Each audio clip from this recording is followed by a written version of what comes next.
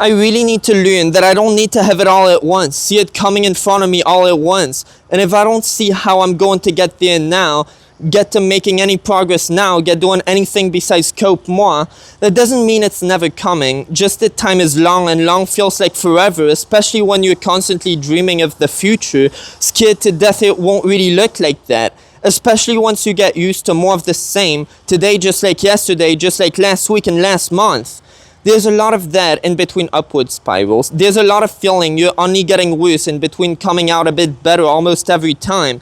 Time really does a lot of good, much as I spent so much of it being so scared of what it's going to do to me and those I love next. Now that's really some of the worst time that I ever spent on this planet, just whimpering, driving myself crazy about how I don't know how to fix that yet. People around me dying. If there are any moments I wouldn't mind taking back besides my daydreaming, God, if only I had something to replace the void of whatever this takes up. If there was better I could think to do when my impulses drive me to start doing that again.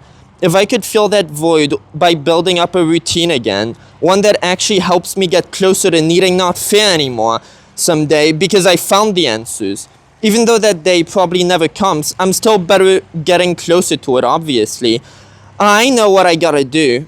I just wish I could know how, and now, fucking now, I wish I was at least more patient. If the world is going to stay this way anyway, why? I don't get why. 22 years of waiting, and I've only somehow gotten more and more impatient over the years.